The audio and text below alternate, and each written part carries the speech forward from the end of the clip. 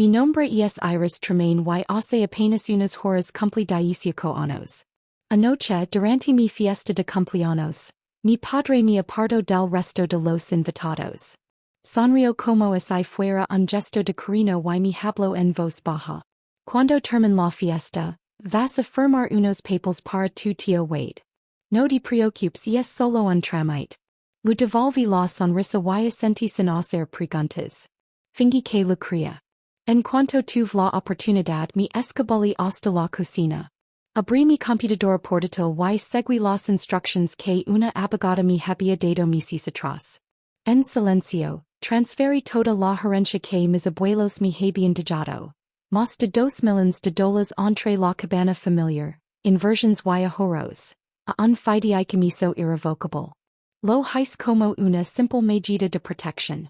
Aunque en el fondo sabía que era la única forma de impedir que mi propia familia intentara arrebatármelo.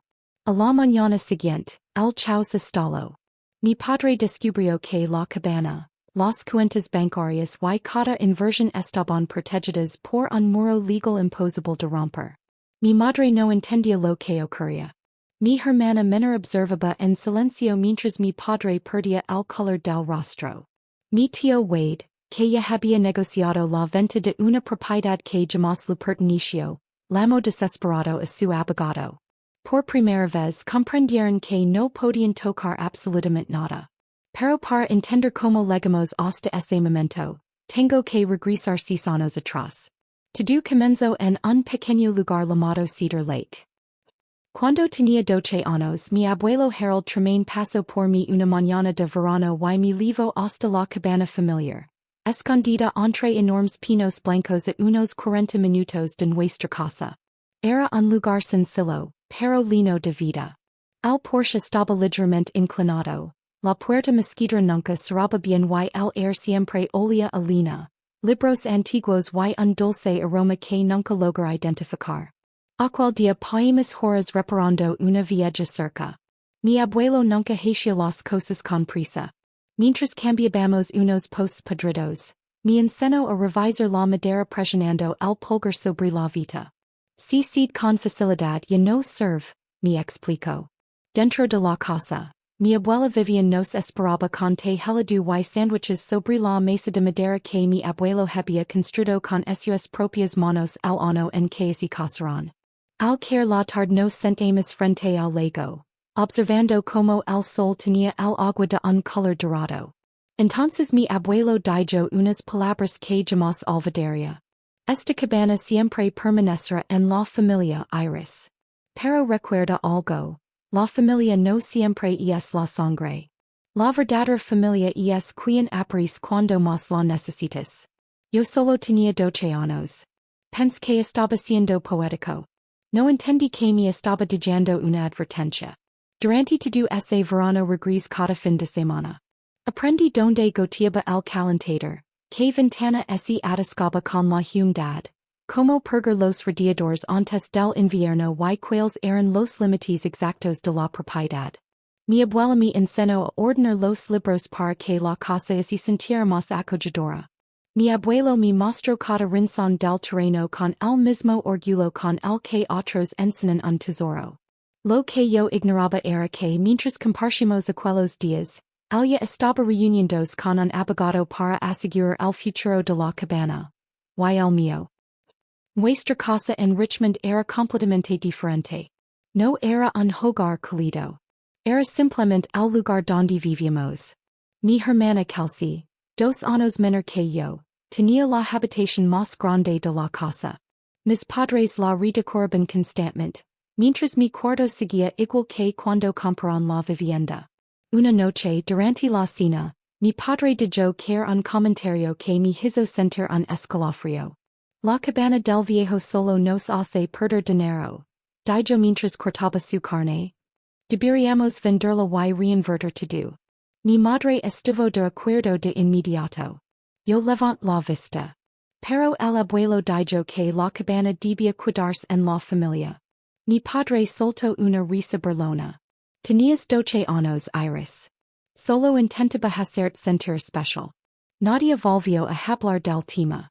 En cambio, Toda la conversación giro alrededor de un premio de debate que había ganado casi 2 semanas antes yo había ganado la feria científica del distrito.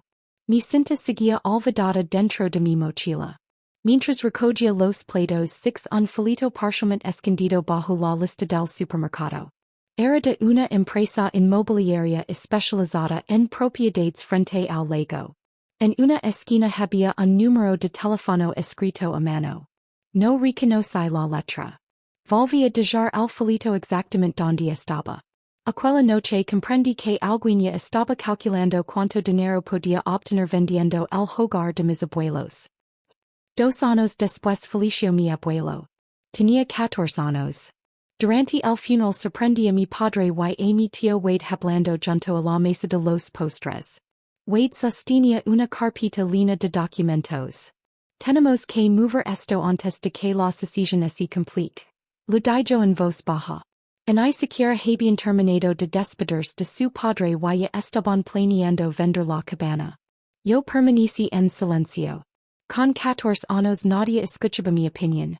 2 años más tarde también perdí a mi abuela Vivian. La última vez que la tomó mi mano con una fuerza que no imaginaba posible.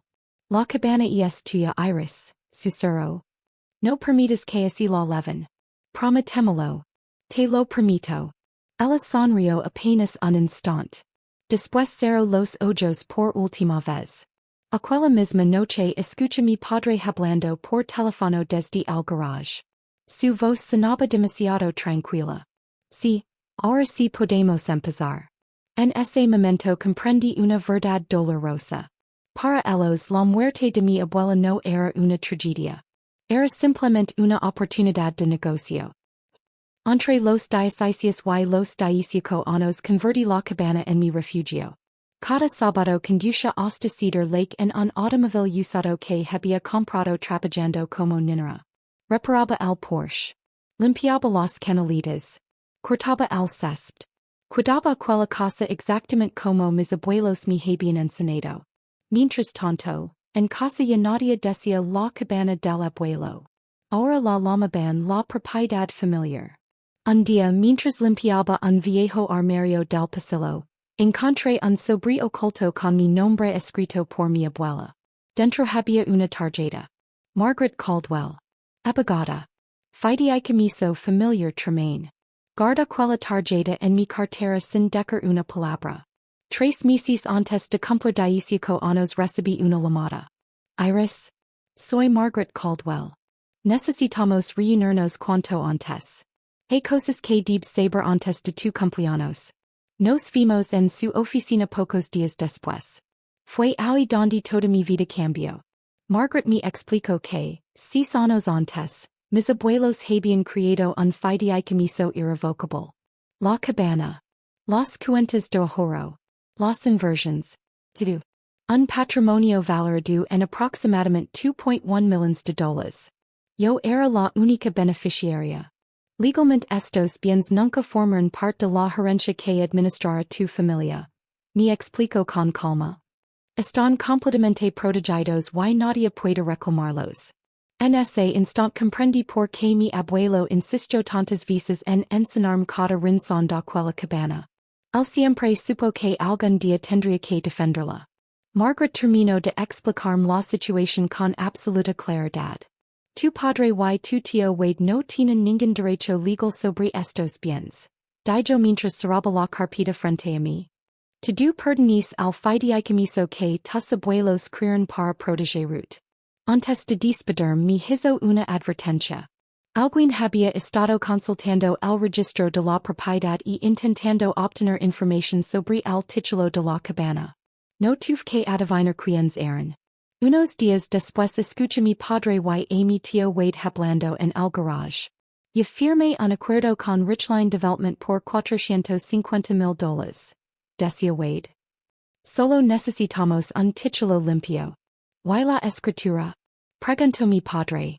Preparimos una sesión de derechos, la registremos y después venderemos. Iris todavía tiene 16 años. No puede detenernos. Cuando cumpla 18 todo estará hecho. Le dermos $50,000 para la Universidad y Debería Center Sagradecida. Sentí un nudo en el estómago. Mi tío ya había vendido una propiedad que nunca le perteneció. Aquella misma noche escribía Margaret. Asterisk. Están adelantando esos planes. Su respuesta llegó apenas unos minutos después. Asterisk. Ven a mi oficina el sábado. Lo preparimos todo. El plan era sencillo. En el instante en que cumpliera 18 años me convertiría oficialmente en la única responsable del fideicomiso. El lunes a primera hora, Margaret registraría un aviso de interés legal que bloquearía cualquier intento de vender o transferir la propiedad. 5 días antes de mi cumpleaños comenzaron las presiones. Mi madre intentó convencerme con un tono aparentemente tranquilo. Iris ya eres casi adulta. Debemos tomar decisiones responsables. Mantener la cabana cuesta mucho dinero. Tu padre atraviesa problemas económicos. Si la vendemos podremos pagar las deudas y asegurar tu universidad. Y la de Kelsey. La mayor fijamente. La abuela quería que la conservara. Ella suspiró. Los sentimientos no pagan impuestos. Mi padre apareció unos segundos después. Ya encontré un comprador. Richline Development hará una gran oferta. Solo necesitamos que Coopers. No discutí. Simplemente respondí. Lo pensar. 3 días antes de mi cumpleaños, mi tío Wade me esperaba en la entrada de la casa. Con una sonrisa ensiada me extendió una propuesta. $50,000 para ti.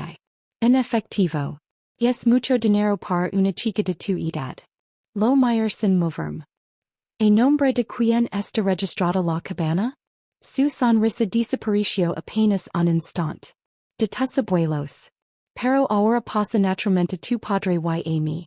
Los dos sabíamos que estaba mintiendo. Solo esperaba que yo fuera demasiado joven para descubrirlo. La noche anterior a mi cumpleaños conduje sola hasta Cedar Lake. La lluvia acababa de caer y el bosque olía a tierra humida y pinos. Entré en la cabana y repasé una vez más todos los documentos que Margaret me había enviado. Cuando el reloj estuvo a punto de marcar la medianoche rompí a llorar.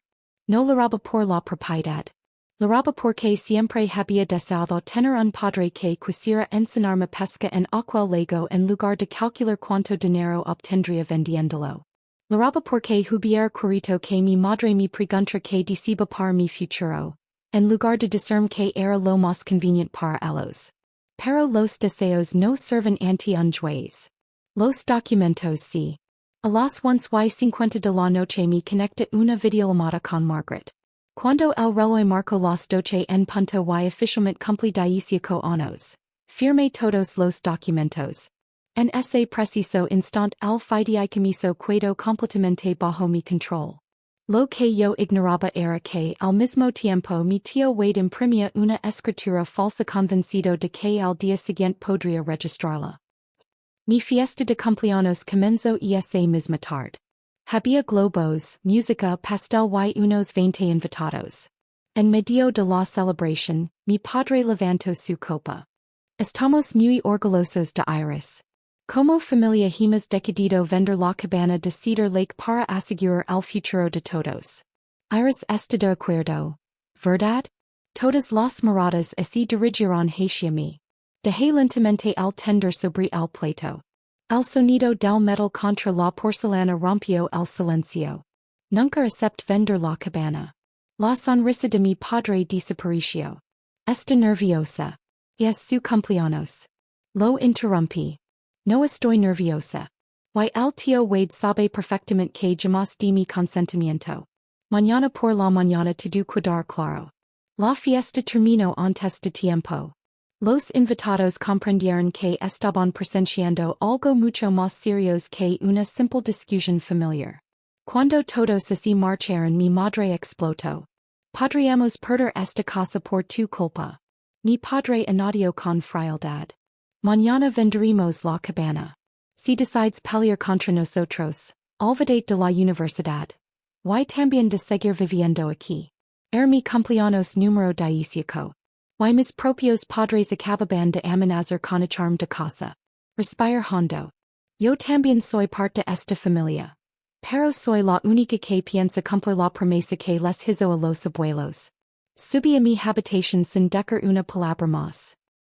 El lunes, exactamente a las 8 de la mañana, Margaret fue la primera persona en entrar al registro de la propiedad. Presentó toda la documentación del fideicomiso junto con el aviso legal. A las 8:14 recibí su llamada. Ya está hecho Iris. Nadie podrá mover esa propiedad. 45 minutos después mi padre y mi tío Wade llegaron convencidos de que todo saldría según lo planeado. Wade entregó la escritura falsa. La funcionaria revisó el sistema y negó con la cabeza. No puedo registrar este documento. La propiedad pertenece a un fideicomiso desde el año 2020 y existe un aviso legal presentado esta misma mañana. El rostro de Wade perdió todo el color. Mi padre comenzó a gritar asegurando que aquello era imposible. Pero los registros eran claros. La verdad estaba escrita desde hacía años. Margaret observó la escena desde la sala de espera sin necesidad de intervenir. La ley ya había hablado. A las 9:22 sonó mi teléfono. Era mi padre. ¿Qué hiciste? Su voz estaba llena de rabia. Respondí con calma. Solo acepto la herencia que los abuelos dejaron para mí. Ellos sabían exactamente lo que ibas a intentar. Colgó sin despedirse.